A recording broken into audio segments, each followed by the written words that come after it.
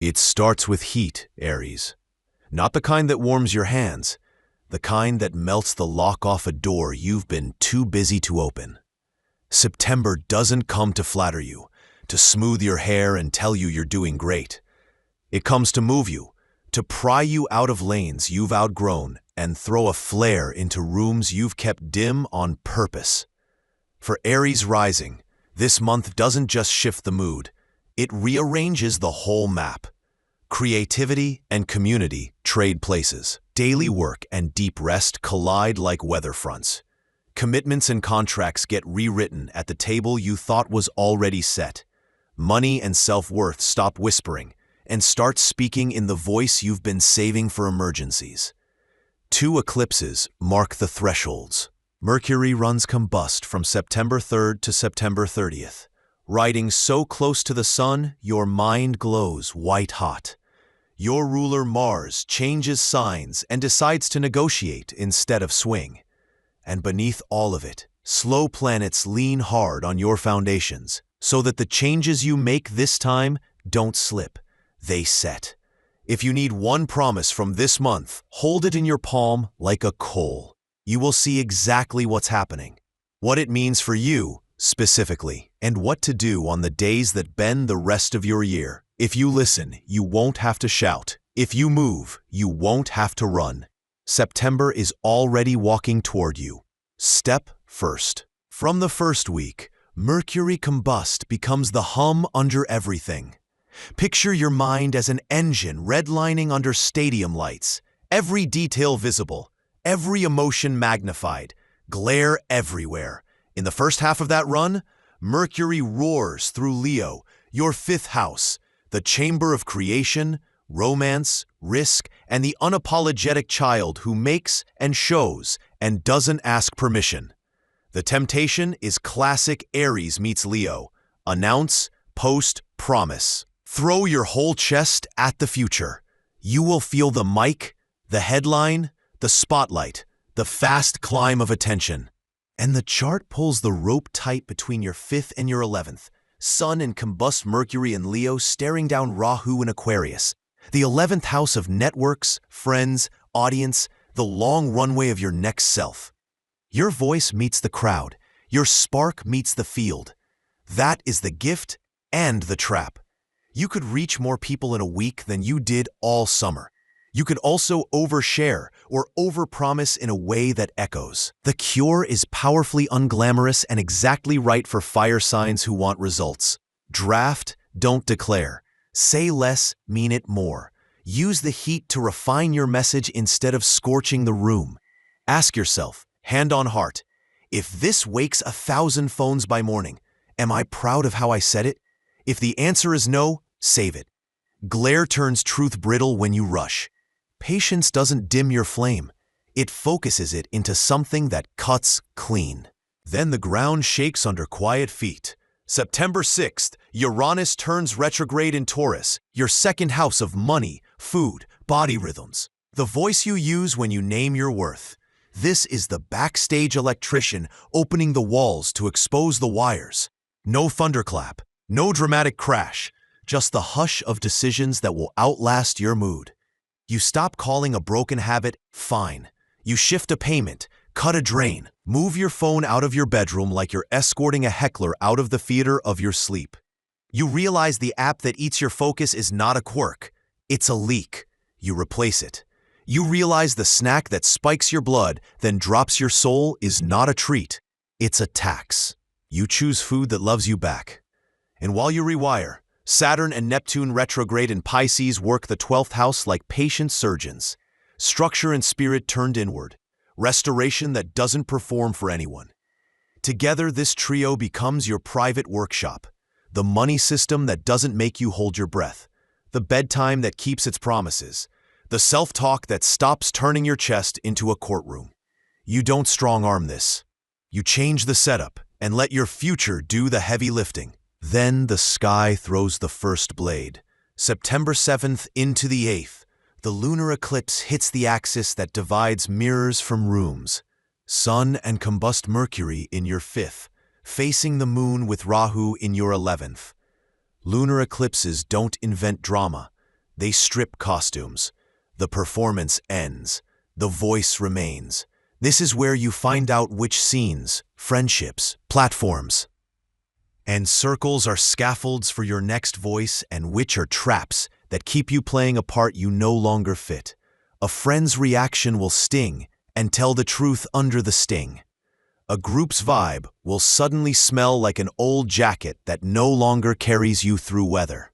An idea will hit like a bolt, and your palms will itch to pitch it to 10 people before it has bones. Don't. Protect the spark until it can hold its own weight. The sun in Leo stands eye to eye with Rahu in Aquarius. Your self-image meets your future field. Combust Mercury faces Rahu too. Your words meet fate's magnet. You are seen and you are heard, but the echo can distort. Don't argue with the mirror, Aries. Just stop playing one role that keeps you small. Retire the comedian who dodges truth with jokes. Lay down the golden child who must be perfect or silent. Let the helper ask for help. No speech, no exit interview. Just stop. Watch how fast the world rearranges when you remove your own mask. All the while, Mars works a quieter war.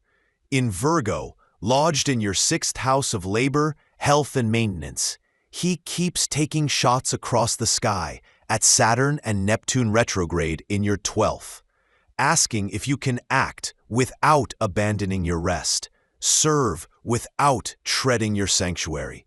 This is the axis that teaches heroes to put down the sword long enough to sleep, so they don't swing at shadows. If you find yourself up at 2 a.m., solving someone else's problem with adrenaline and spite, Saturn in your 12th will tab the bill and slide it across the table. If you numb through the day and call it courage, Neptune will wash the color out of your victories. The answer isn't dramatic, it's adult. Choose one routine you keep even when everything tilts. 3 stretches, 10 minutes walking, a bedtime that actually holds. Write one sentence that saves your life when panic knocks. I'll help tomorrow morning. Say it with warmth. Guard it with your bones. Then the light concentrates. September 13th, the Sun and Mercury meet at the same degree, Cazimi, turning that harsh combust glare into a pinpoint of revelation. The idea that lands is 5th house bright, creative, romantic, stage-worthy, heart-true. The moon is in Taurus near that moment, strong in your 2nd house. Money and worth feel steady enough to hold the download without flinching. Capture it. Voice note it. Do something patient with your hands for 20 minutes. Come back. Listen to your own voice from the other side of your breath. The heat will be gone, the shape will remain, and you'll know exactly how to share it without cutting yourself open to prove it's real. Hours later, your ruler, Mars, enters Libra, and everything about the month for you tilts toward the table. Libra is your 7th house, the place where you face the other, partner or opponent, client or collaborator, the person whose decisions tangle with yours. Mars here doesn't throw plates. Mars drafts terms. He stares down Pluto retrograde in Capricorn in your 10th house of career and authority. He keeps a hand on the dimmer switch connected to Uranus retrograde in Taurus in your 2nd house, and he says the sentence that changes rooms. Here's what makes this fair. You do not need the last word. You need better agreements. A clean scope. A price that respects the work and the body that does it. A time window that protects the nervous system, that must live inside the deal. This isn't softness, it's strategy. Fire pointed through a lens will cut steel. 2 days later, the sky hands you a double-edged gift. September 15th, Venus strides into Leo, back into your 5th house, and Mercury settles into Virgo, deep in your 6th. Your heart gets brave, your mind gets exact. Venus in the 5th wants to love out loud, to make, to dare, to wear color you forgot you owned. Across the way, Rahu in the 11th turns the volume up in every room you enter. Be seen, yes, but do not confuse being watched with being known. Prove love in private. Prove art in practice. Cook for the person who actually tastes. Write the page no one will read but you. Sing without the camera. Meanwhile, exalted Mercury in your 6th faces Saturn and Neptune in the 12th and teaches the finest lesson a combust month can offer: clarity with mercy. Remove the bite from your emails. Replace sarcasm with a sentence that moves the work. Use agreements, not moods. Recap. Ask the missing question. Cut drama words. It will feel annoyingly simple. It will save entire afternoons of repair. On September 17th, the Sun joins Mercury in Virgo, and the light moves from spotlight to workshop. This is where Aries proves what leadership really is: finished tasks that free a team, a calendar that does not lie, a boundary that protects a morning, a small act that prevents a fire. Across the sky, Saturn and Neptune retrograde in your 12th ask 2 questions on loop. Are you doing what is right or what looks right? Are you resting or just hiding with your screen? Answer with a ritual you can keep when you're tired: a nightly close-the-day move, a shared calendar that removes 10 texts, a 1-sentence kind no, then do 1 small repair you can finish today. Virgo worships completion. So does your nervous system, and because your mood is the lens your life shines through, watch the moon like tide charts. Around the 12th to 14th, when the moon glows strong in Taurus, your 2nd house, everything stabilizes. Money talks, practical decisions, the simple pleasure of being in your body without turning it into a project. Use that window to set habits that carry you through the glare of the solar eclipse. Around the 20th to 23rd, the moon runs too close to the sun, combust, and your thoughts can feel glassy, your patience shorter than you admit. That lights up your 6th house, the place of tasks and errands and 1,000 tiny cuts. Lower inputs, make fewer decisions, deliver drafts, and buy yourself a day to sharpen them. Around the 26th to 28th, the moon descends through Scorpio, your 8th house, where intimacy, fear, and transformation share a single room. Intensity will try to write a permanent story in your head after midnight. Don't sign it. Put your hands in warm water. Walk, stretch, let feeling pass like weather through a strong frame. Watch the 3 knot days, September 10th, 19th, 29th, when water flips to fire. Emotion wants action. That can be a gift. It can also be a mess. On those days, tie your shoes before you sprint. 1 move, not 10. 1 sentence, not a monologue. Then the breaker box flips. September 21st into the 22nd. The solar eclipse lands in Virgo, dead center in your 6th house, facing Saturn and Neptune retrograde in Pisces in your 12th. If the lunar eclipse stripped a role, this eclipse installs a system. It takes your brilliant speeches about goals and grinds them into rules you can keep on your worst day. This is the moment the hero learns that courage isn't loud, it's consistent. You do not need a vow, you need defaults. Delete 1 task that belongs to your old life. Write 1 rule you will keep even when you're spent. Set 1 boundary for your time that you'll defend even if no one else wants you to. With Mercury still combust in your 6th, the truth arrives bright and simple. Don't overshare it. With Saturn retrograde in your 12th, responsibility speaks softly. Hear it.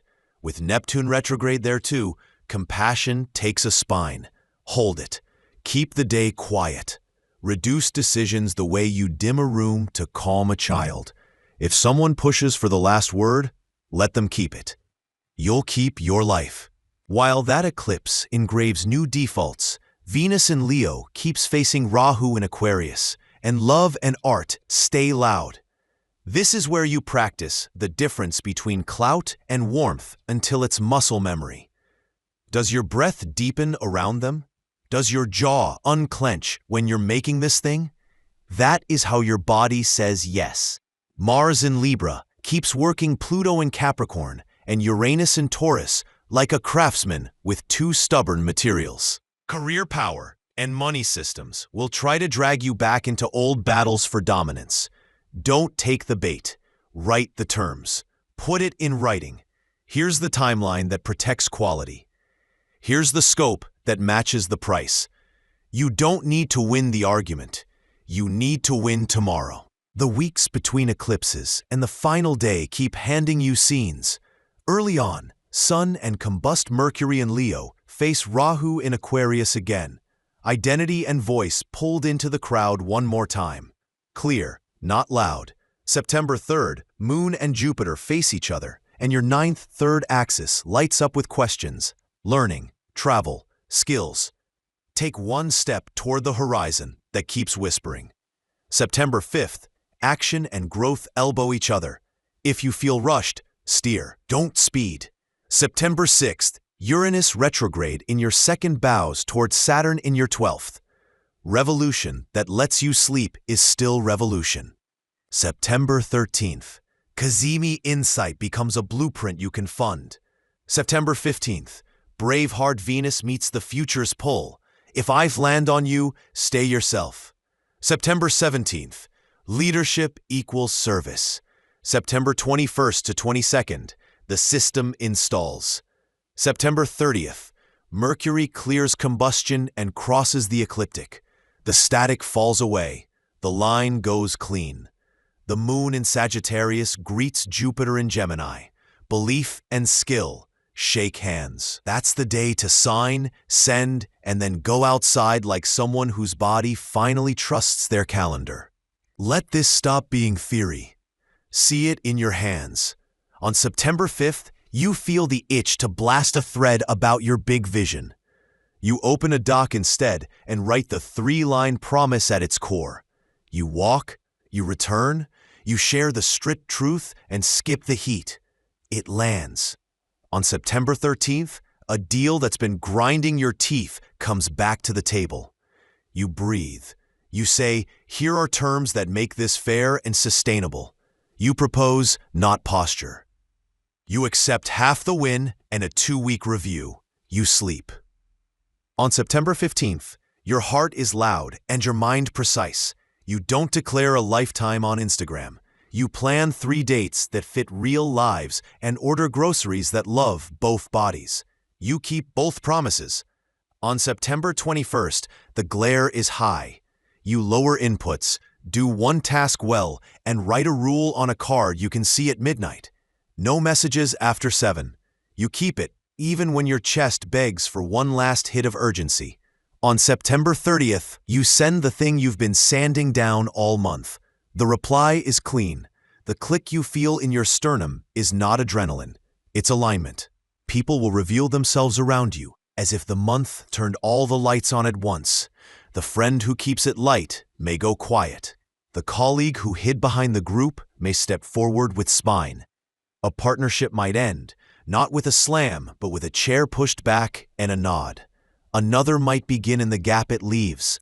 Don't chase, don't gloat, don't script the future while the cast is changing. The eclipses rearrange the roles so the story can move. Your job is to notice who shares oxygen with you and who steals it.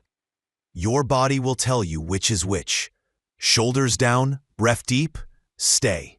Jaw tight, eyes scanning every sentence for danger, step back. That is not cruelty. That is loyalty to the life you're actually building. Carry a handful of rules through the month like flint. Speak simply. Decide slowly. Rest like it's part of the work, because it is. Promise less. Keep everything you promise. Put your phone to sleep in another room. Drink water before you speak. Finish one small thing every day. When rage rises, write one honest sentence and read it tomorrow. When panic hums, move your body, or let the sky take your eyes for 5 minutes. This isn't motivational fluff. It's how you keep the engine clean while the sky runs hot. Fate and choice braid tight in September. Rahu in Aquarius keeps tugging you toward rooms you haven't entered yet and audiences you haven't met. Ketu in Leo keeps helping you peel off an old crown, a title that bought you entry once but weighs you down now. You don't need to burn the past to walk into the future. You just need to stop rehearsing a part that isn't yours. The lunar eclipse shows you the costume to drop. The solar eclipse gives you the rehearsal schedule you'll actually keep. Mars in Libra proves that strength doesn't have to shout to hold a room. Venus in Leo reminds you that love is braver and quieter than applause. The Sun and Mercury in Virgo teach you that leadership is useful before it's shiny, that clarity is kindness before it's clever. The Moon teaches you when to anchor and when to let the tide move through you without calling it your name. And when September is done, the proof won't be a medal pinned to your chest. It will be the feeling on the 30th, when the static lifts and the message lands, when the terms are fair and your bed is yours again, when your own breath sounds like a promise you finally kept. That is not a reset. That is a reveal. You will walk into October with fewer lies on your back and more air in your lungs, and because you are Aries, you'll do what only you can do. You'll make the first move again, this time in a way your future can live inside. September doesn't end for you, Aries. It detonates into October. If this found you at the right moment, if you felt the click in your bones while you listened, subscribe and stay with me. There's more coming, and I want you in the room when it lands. Like, share, and tell me where the month is touching your life. Your presence here matters.